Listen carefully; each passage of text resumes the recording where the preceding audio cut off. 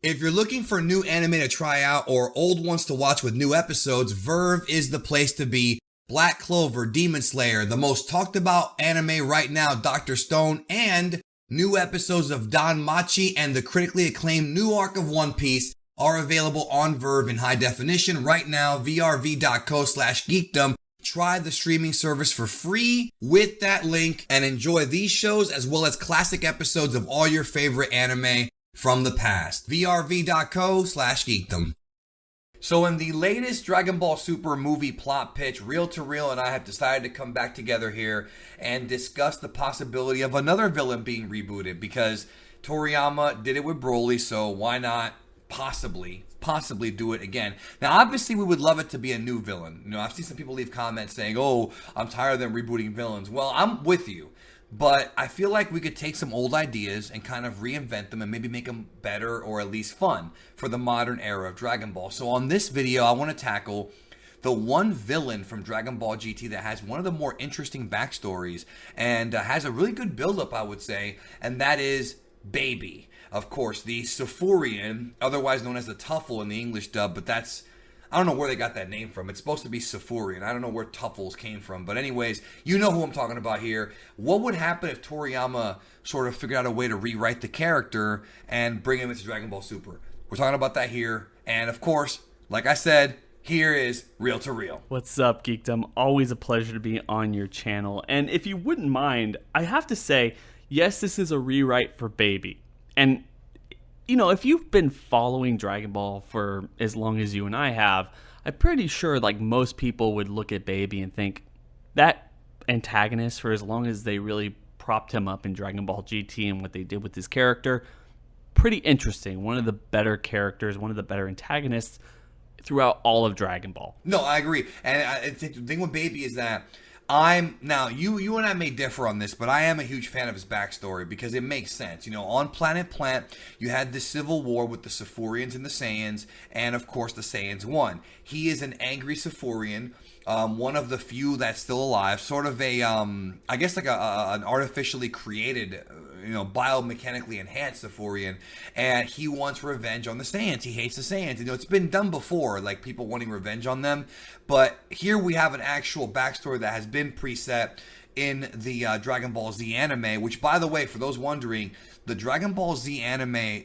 filler scenes that show the flashback of Planet Vegeta and this whole backstory, that backstory was written by Toriyama. That is not a anime only thing. So Toriyama wrote the backstory in Z.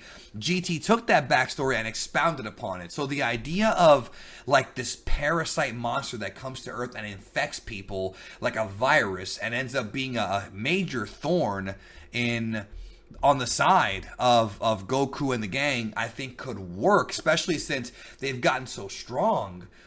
You know, and we've seen power versus power with Jiren and Broly. Here we have a character more like Moro, who's not going to beat you on power, but he has abilities like infestation, sort of like what Majin Buu kind of did to really cause a problem, especially if he infects somebody like a Beerus or a Whis. Now we've got a problem. You know what I'm saying? Exactly, and that's really where I'm basing my idea on this when I came to you for it. You know, this whole concept of Dragon Ball Super Parasite when it comes to the next movie. I mean, if we're going in chronological order, what is this, our 6th film? This is like we've written the cinematic universe better than Feige has, bro. Where's Exactly. the Disney Plus Dragon Ball? Where's the Disney Plus Dragon Ball shows, bro? Exactly. Coming soon to Disney Plus. But we the assassin. We have to focus more on where the end game was, and the end game was Janemba. Maybe this is based before it, kind of like the upcoming Black Widow movie, but really, Dragon Ball Super Parasite is what I'm calling it. It's not Baby, but it's kind of taking some of the ideas and concepts that came from GT and wrapping them up. And I want to. So wait, so you're not going to be having the actual character of Baby. You're creating a new virus. The eventual character of Baby is going to be the virus, but whether or not it's related to the Sufurians or something is something for kind of the. Well, I mean, I like the idea. I like the idea of the Sufurians coming back for revenge. Now, obviously, that idea was actually borrowed from the Dragon Ball Z Playdia game, which became an OVA. plan to eradicate the Saiyans. That's where that original concept came from. And you know what I mean with with like Dr. Raichi and all that. But here, I like the idea of like Frieza's forces doing like what they did with Broly and finding like an abandoned ship somewhere in space, like a Star Trek episode type thing. And on that ship is the remnants of the Sifurian. You know, not so much Dr. Miyu and Ruldo and those guys, but more so just Baby by himself and having him infest. Or possibly what they could do is they could have Baby be on planet Vampa and have him infest Broly. And now we have another problem because now we have to fight Broly again, this time with Baby. And then they beat Broly with Baby inside of him, and then Baby survives and infests Whis. And then that's the big finale of the movie. You won't even have to change his hair color. It's just you just have to change the lines. Toriyama doesn't. Ultra Instinct hair. Toriyama doesn't have to do one thing in order to change the design for that. Well, you have to do those things. You have to do those like little lines under his eyes, you know, that Baby has, Baby Vegeta. But other than that, I mean, I'm just saying that's a very simple plot right there. I just like the idea of like, you know, in space exploration, they find out these things, and then Frieza tries to control Baby, and it just doesn't work. Or maybe it does work for a while. Like, you could actually sort of rehash the Broly plot, at least like with Frieza's involvement, and have it still work because of the fact that Baby's different. But one thing we will agree on, though, is having him come to Earth and infest people like Z fighters and even regular humans, I think could work. I think that would be a great sort of problem for them to have to deal with. I agree, and that's really where my idea on this really picks up, is when it comes to this concept, Baby and everything, do something that we've never seen in Dragon Ball before, really take it to the next level, and create a genre film with the Dragon Ball Z characters and the Dragon Ball concept. You have these people going through basically, at least for the first third of the film, a horror movie. They're reliving the most horrific parts of their lives, and the next person who gets attacked every single time, they get infested with this virus. Like if they cut them or something, they're infested with this virus. Right. It's kind of like a zombie thing. Like in GT, but you're saying that in addition to them being mind controlled, they also have their minds kind of being screwed with like visions. Is that what you're saying? Yeah, exactly. Like eventually it's mind control, but it's a sickness at first. Like they're going through like fever and stuff, and then they wake up and they start seeing horrific things come at them. And the best thing you can do with this, something that we talked about with the Janemba people, or the concept of Janemba coming back earlier on, you know, like a couple months ago, was we have these characters relive horror stories or just thoughts in their mind with characters that they know. So you have people like Bulma waking up in a desolate West City. She goes out, it's kind of 28 days later, nobody is around until you start seeing Frieza forces running around. Post-apocalyptic type thing. Yeah, it's kind of post-apocalyptic, but she wakes up in this area, she goes around, Frieza Force soldiers are kind of running around. It seems pretty desolate, and they kidnap her and bring her towards their emperor. But it's not Frieza when we think it's Frieza, like you were saying at the beginning. Like, you know, you're showing Frieza, you think that this is kind of reality, you're building up to this moment. It's like, what happened when this point where, like, Bulma's passed out and she finally wakes up? But it's Vegeta. It's Vegeta, immortal, Saiyan, a god. Her whole life is... Yeah, like... Her whole life's been betrayed. Yeah, flipped upside down like Will Smith. Exactly. Right? Exactly. And so you have... And so you have her freaking out. And then you kind of zoom out from the dreamlike state that she's in, but you realize that she's in bed, she's thriving, she's in pain. And Vegeta and Brawl and Goten and Trunks and all these other people are around her. She gets up, she doesn't know where she is, she's delirious, and she runs out into the city and starts attacking people, infecting people, cutting them, all this other stuff that we saw with Baby in Dragon Ball GT, to the point where Goten and Trunks and everybody else goes to look for her.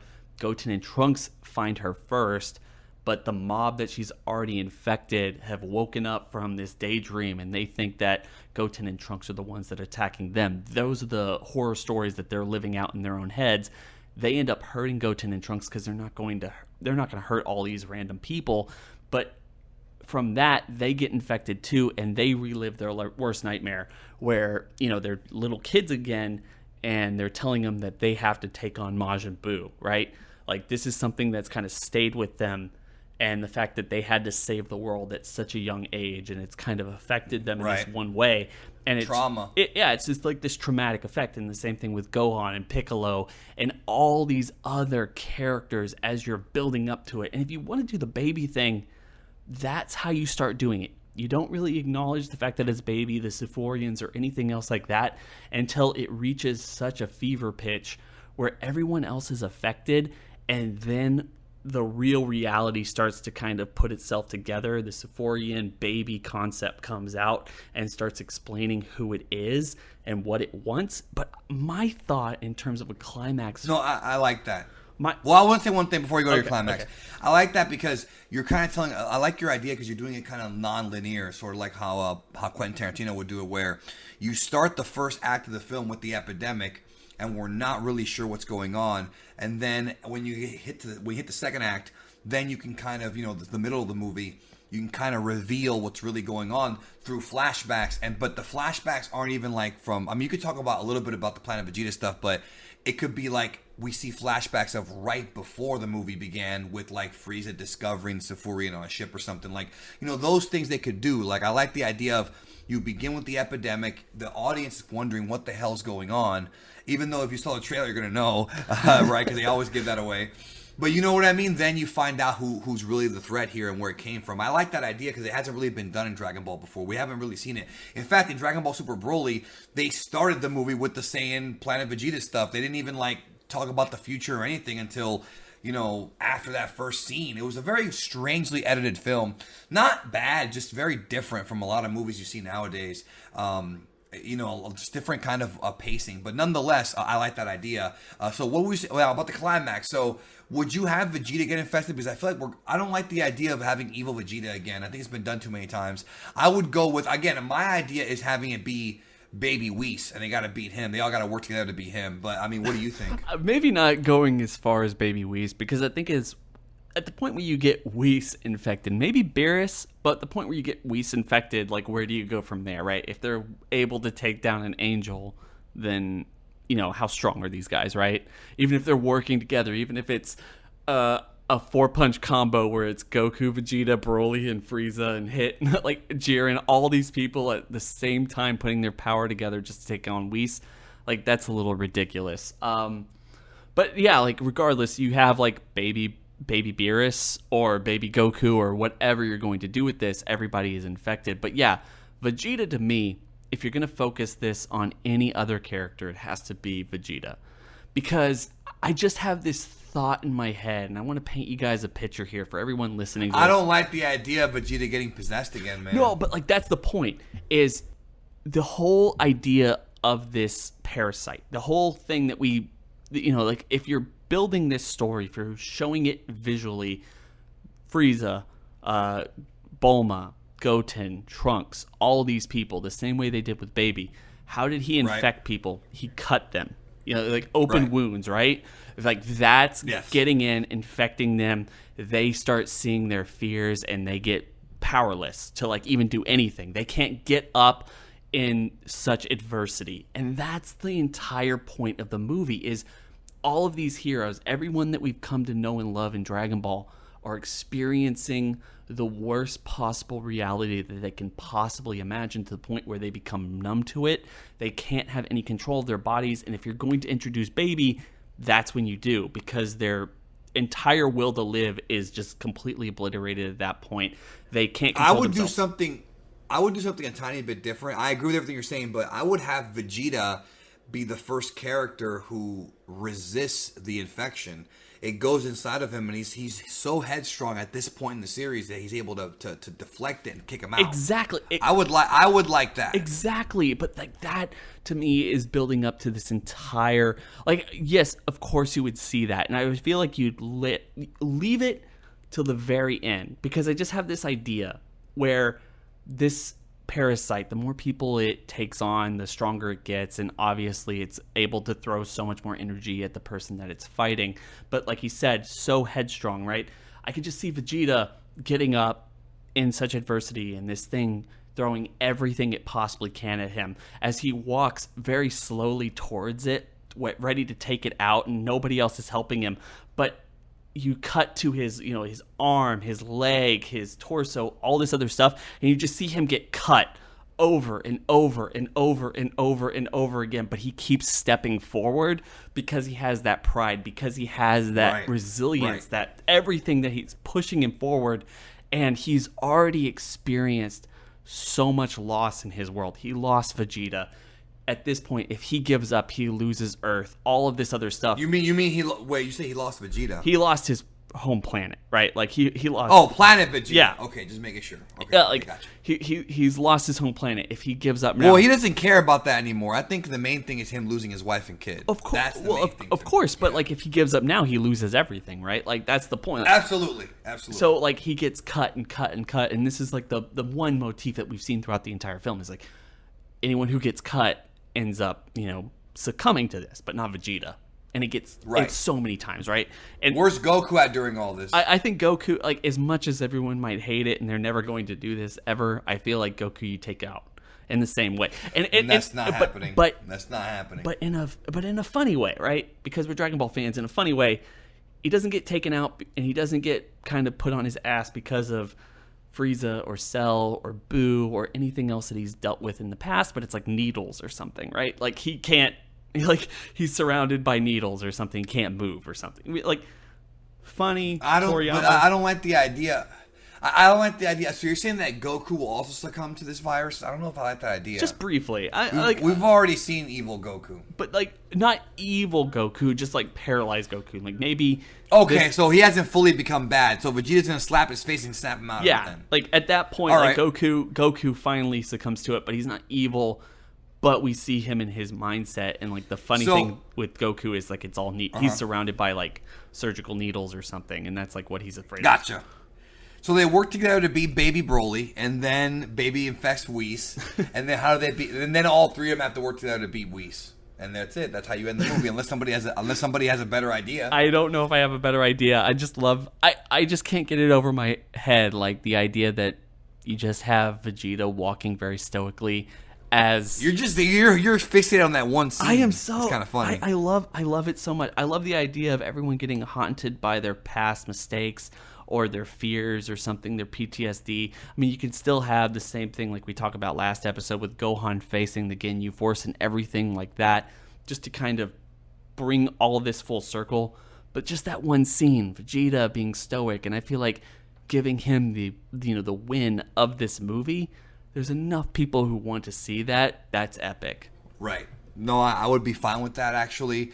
But I mean, you have to incorporate Goku in there doing something. Of course. But I would be fine with it though. I mean, you could have a situation where Goku has to deal with taking on his own friends. Like you could have, if Vegeta's taking on Baby, you could have Goku being distracted by having other people come at him, like Goku versus 17, 18, Piccolo. The ones that have already been infected by baby, yeah. And also for this film, I would do what they did with Broly. I would leave the other universes out. I don't think I would have Whis, I'm sorry, not Whis. I wouldn't have Hit, Jiren, the Universe 6 or 11 people involved in this movie at all. I would keep this one for Universe 7, just because that's where the Sufurian Saiyan conflict kind of began. You know what I'm saying? That's where I would keep it. But again, you could even do something where Baby goes to Universe 6 and infests the planet Sadala. I mean, you could do that as well. Let's not forget the fact that the Sufurians were in Universe 2 for some unknown reason. So, yeah, like... That's right. Maybe he goes there and recruits an army or something. I mean, there's a lot of possibilities for this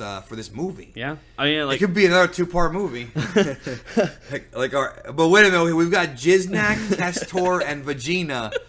I don't think I've come up with one for this one. We haven't. That was like the one mistake that we came into this video without coming up with. I usually come up with them on the fly, bro. Well, since we're talking about diseases, maybe like the disease itself has like a name like that. Like I was gonna say AIDS, but we already have that, so we can't really do that. Oh God, that's terrible. I don't know. Clap. Dr. Clap. Instead of Dr. Mew, it's Dr. Clap. Dr. Clap, yeah. Okay. Dr. Clap with 2 P's. Dr. Clap. We have the entire evil Sufurian scientist.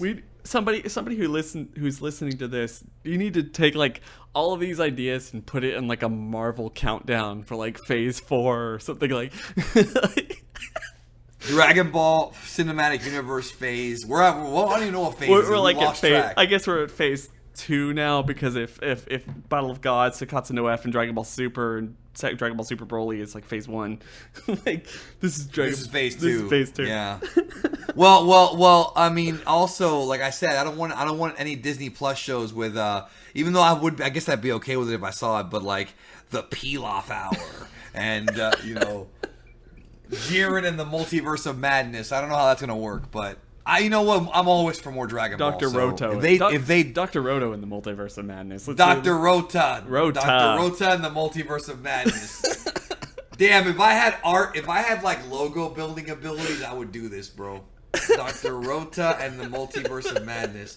I kind of want, maybe I'll get like Yummy Pixels to make me some logos and I'll do a little video like the Dragon Ball Cinematic Universe Phase 3 announcement. Do that as a parody. Maybe I'll do it. I better be careful because somebody might steal my idea, but you heard it here first. So I'll think about it. We'll see. Yeah. Oh, that'd be fun. That's still really fun. Yeah. On the Toei Plus app, you can watch exclusive shows like 17 and The Island of Illusion starring 17 or something like that. I don't know. Jiznak Vision. The Island of Dr. Gero. Dr. Moreau, Dr. Gero. Even though I hate pronouncing it like that, it's not correct. Yeah, exactly like that. Let us know in the comments if you have any more ideas for the reboot of Baby. I think even if you don't like GT, I think Baby is one of the better aspects of it, and I think that will work. With some tweaks, it could work for a modern era. I just love the whole Safurian revenge storyline. But even if you don't do that, having an epidemic like Walking Dead would be kind of cool for Dragon Ball. Yeah, like a horror story. I really think that like one of the things they should do in the future. The Garlic Jr. saga did something like that for a little while with the Blackwater Mist. It worked, I think, for the first few episodes, and it got dumb. But it got dumb because it got dumb because it tried to really over-explain it, and it focused primarily on just the fight that was happening on Kami's Lookout. But But the thing is just doing that, like changing up the genre for Dragon Ball in a movie format or even part of the story is, I think, going to bring in more people. It's something that Marvel does to gangbuster results every single time. Every single one of their movies is a different genre, even though it's a superhero film. So Dragon Ball could do the same thing. I agree. Let us know what you think in the comments.